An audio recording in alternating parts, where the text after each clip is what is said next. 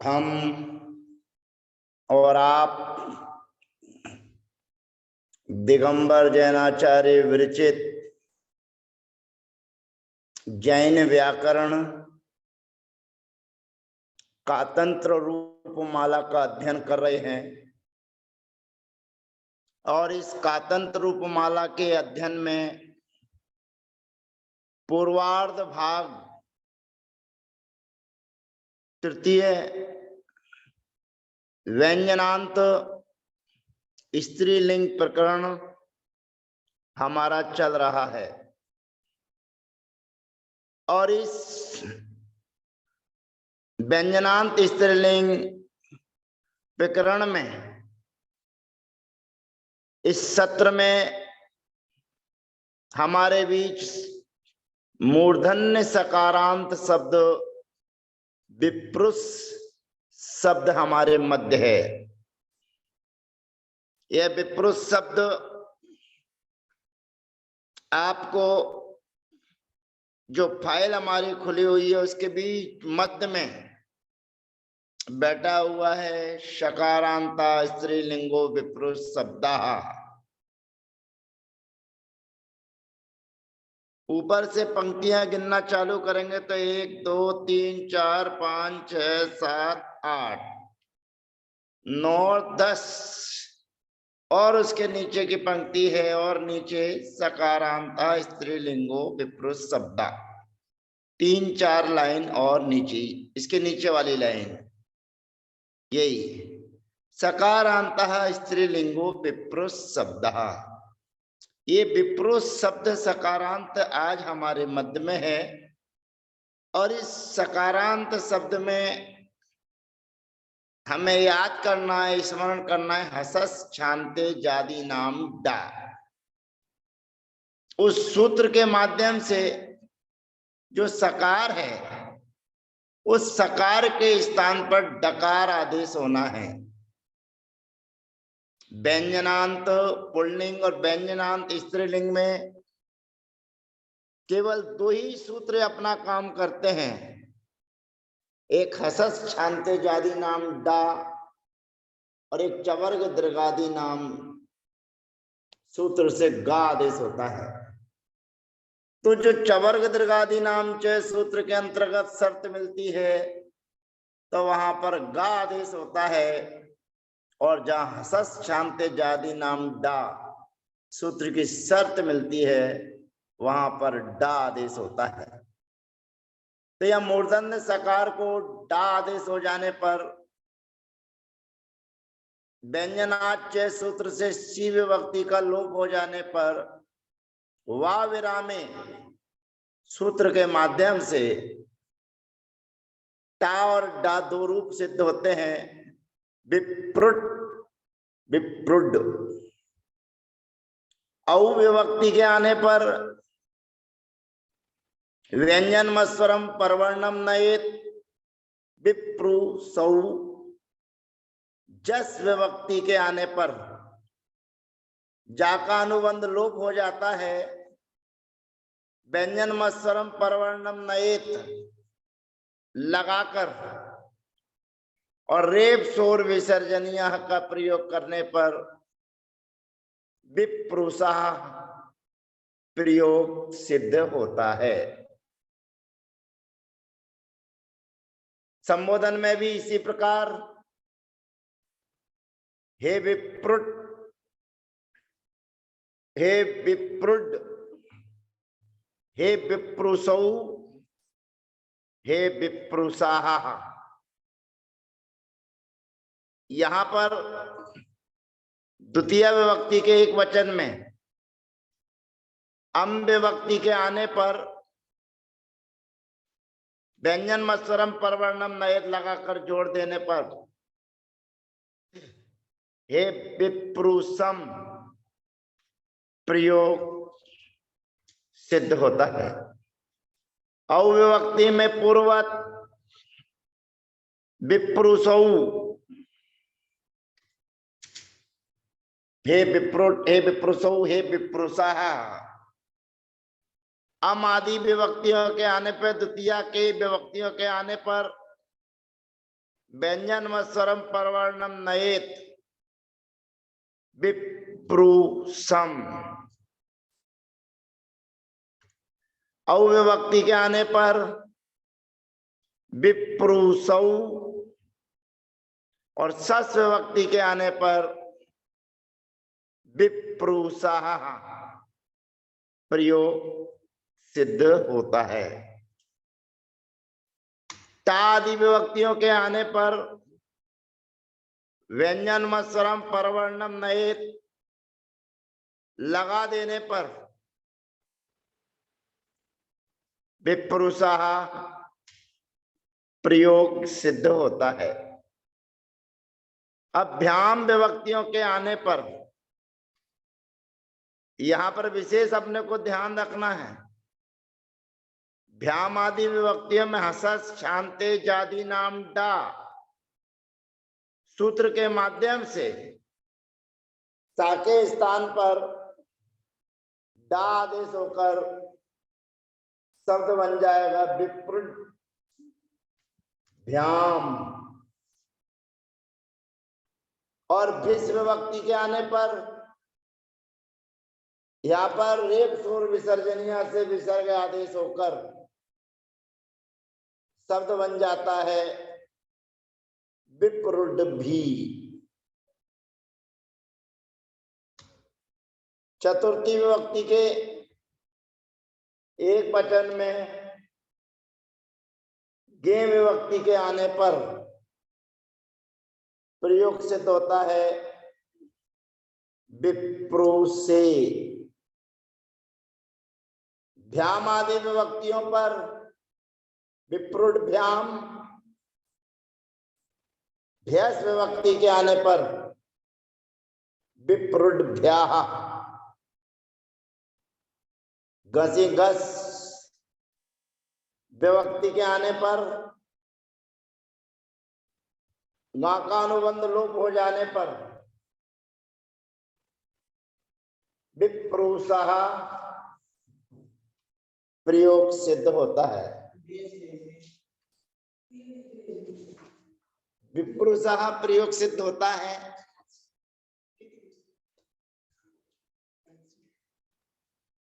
और उसके बाद में भ्याम विभक्ति के आने पर विप्रुड भ्याह, विप्रुड भ्याम, विप्रुड भ्याह। घसी घस विभक्ति के आने पर विप्रुसः, विप्रुसोः। ओस विभक्ति के आने पर व्यंजन मत्सरम परवर्णम नयेत नामी कर परहा प्रत्यय विकारा गमस्ता सी समनु विसर्जनीय सांतरोपी। आम विभक्ति के आने पर विप्रुसाम और गी विभक्ति के आने पर विप्रुसी ही प्रयोग सिद्ध होता है। अब यहां पर सुप विभक्ति आती है।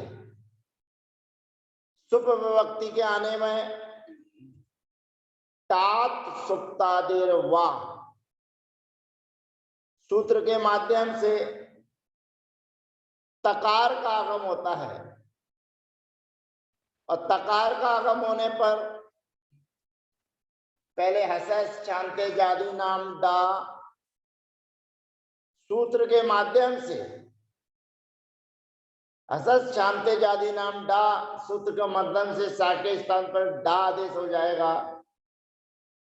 फिर अगो से प्रथमा सूत्र के माध्यम से डा के स्थान पर टा आदेश हो जाने पर तात सुप्तादेर वा सूत्र के माध्यम से तकार का आगम होता है और तकार का आगम हो जाने पर विकल्प से होता है तो विप्रुट सु और विप्रुट सु ये प्रयोग हमारे सिद्ध हो जाते हैं। अब अगला शब्द हमारे बीच में आता है पुनः सकारांत शब्द ददृश। अभी ध्यान रखना, ऊपर विप्रुष शब्द मूर्धन्य सकार सकारांत शब्द था। अब ददृश ये भी मूर्धन्य सकारांत शब्द है, परंतु ये ददृश शब्द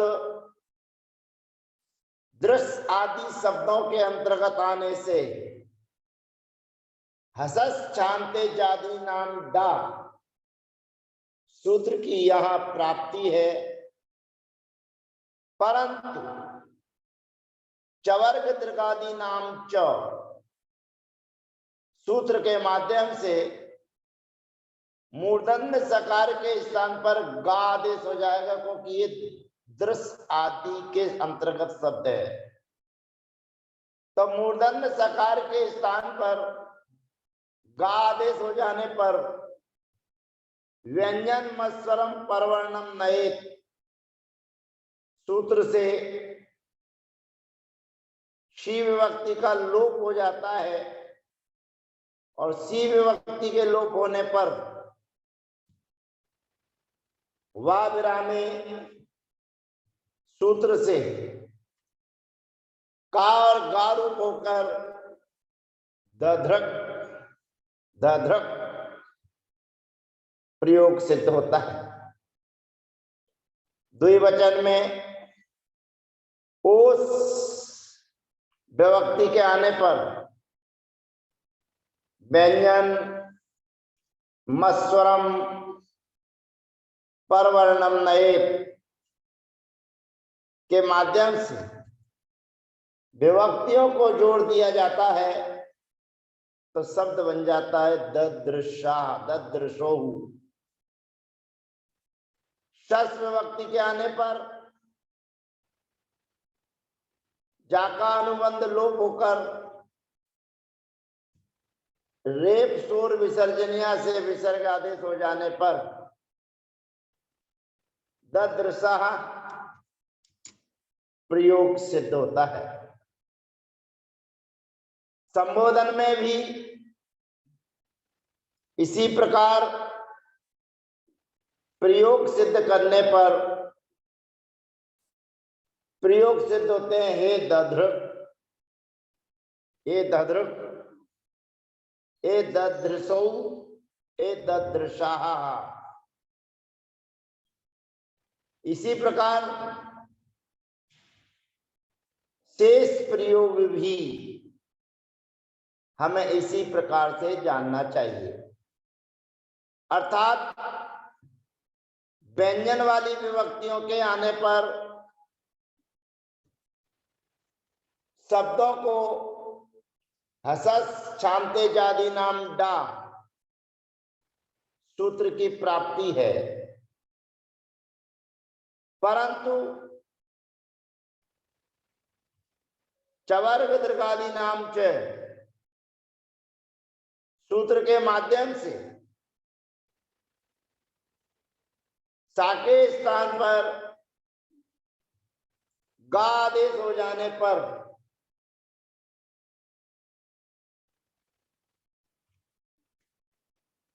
प्रयोग सिद्ध होता है ददृक भ्याम, यानी कि अम आदि विभक्ति हे ददृक, हे ददृक, फिर हे ददृशौ, हे ददृशाः। सस विभक्ति के आने पर या अम विभक्ति के आने पर व्यंजन मस्वरम परवर्णम नयेत लगाकर शब्दों को जोड़ देने पर शब्द बनते हैं ददृशम, ददृशौ, ददृशाः। तृतीया विभक्ति में टा विभक्ति के आने पर टा में से आ बचता है, शब्द बन जाता है ददृशाः।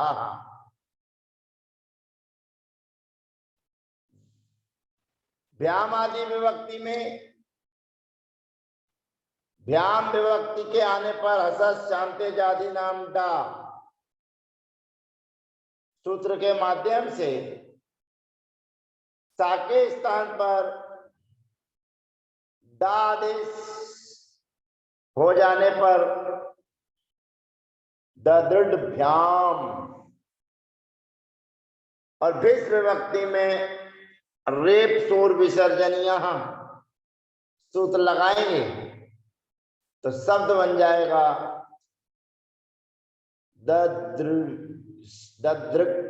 दृढ़ भी। इसी प्रकार से चतुर्थी विभक्ति के एक वचन में गे विभक्ति के आने पर अनुबंध लोप हो जाने पर दृश्य प्रयोग सिद्ध होता है। फिर उसके बाद भ्याम आदि विभक्तियों के आने पर दद्रक भ्याम दद्रभ्यः पंचमी विभक्ति के एक वचन में गसी गस विभक्ति के आने पर ददृशाः व्यंजन मस्रम परवर्णम नयत और रेप शोर विसर्जनीय सूत्र के माध्यम से ददृशाः।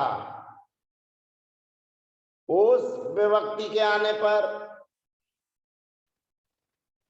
व्यंजन मस्रम परवर्णम नयत ददृशो और आम विभक्ति के आने पर व्यंजन मस्रम परवर्णम नयत लगाकर प्रयोग सिद्ध करने पर ददृशाम प्रयोग सिद्ध होता है। सप्तमी विभक्ति के एक वचन में गी विभक्ति के आने पर ददृशी और उसके बाद में ओस विभक्ति के आने पर ददृशो। शुभ विभक्ति के आने पर थोड़ा ध्यान रखना है, सावधानी रखना है। यहां पर हसस शांते जाति नाम डा सूत्र के माध्यम से की प्राप्ति होने पर चवर्ग दृगादि नाम च सूत्र के माध्यम से गा आदेश हो जाएगा और गा आदेश होने पर अघोषे प्रथमा सूत्र से गा के स्थान पर का आदेश हो जाएगा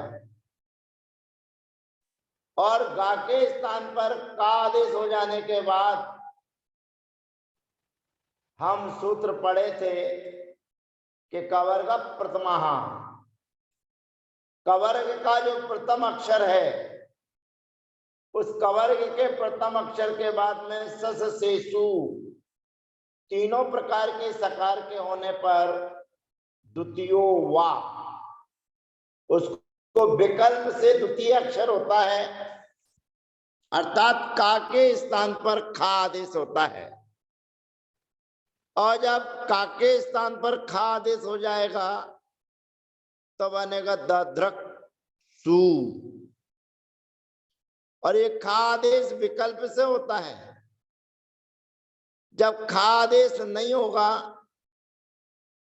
तो नामिक कर परा प्रत्यय विकारा गमस्ता सी सम नु विसर्जनीय शांतरोपी सूत्र के माध्यम से जो मूर्धन्य सकार आदेश है दंत सकार को मूर्धन्य सकार आदेश होकर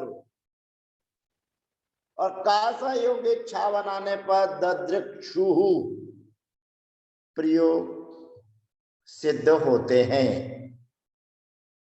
इस प्रकार से मूर्धन्य सकार संबंधी विप्रुष और दध्रस, दध्र शब्द मूर्धन्य सकार वाला होते हुए भी चवर्ग दीर्घादि नाम चवर्ग दीर्घादि नाम के अंतर्गत होने के कारण इसको गा आदेश होकर ब्राह्मे वा लगाकर गाव का प्रयोग सिद्ध हुए हैं। और ददृश शब्द में मूर्धन्य सकार ही है और दृश आदि के अंतर्गत नहीं आने के कारण उसको हसस शांते जादी नाम डा सूत्र से डा लगाकर प्रयोग सिद्ध किए हैं। अब दंत सकारांत शब्द हमारे बीच में है सुवचस। इसकी चर्चा अगले सत्र में आपके बीच में आएगी। और सुवचस शब्द में भी कुछ नहीं करना है, पूर्व में जो सूत्र लगे थे उन्हीं सूत्रों का प्रयोग यहां पर करना है। संत शांत महतोर नोपधाया, उस सूत्र के माध्यम से या अंत संतश्च धातु सो, उस सूत्र के माध्यम से सी विभक्ति के होने पर दीर्घ आदेश करना है। ये प्रक्रिया आपको ध्यान में रखना है कि किन दंत सकारांत शब्दों को केवल सुविभक्ति सी विभक्ति के आने पर दीर्घ होता है या किन ऐसे शब्द हैं जहां पर घुट विभक्ति के होने पर दीर्घ होता है। शांत महतोर नोपधाया सूत्र से घुट विभक्ति के आने पर दीर्घ आदेश होता है और अंत संतवश्च धातु सौ सूत्र के माध्यम से केवल सी विभक्ति के आने पर ही दीर्घ आदेश होता है। ऐसे सुवचस शब्द की चर्चा अगले सत्र में आपके बीच में रहेगी। तब तक के लिए जय जिनेन्द्र, वंदना, सबका यथायोग अभिवादन।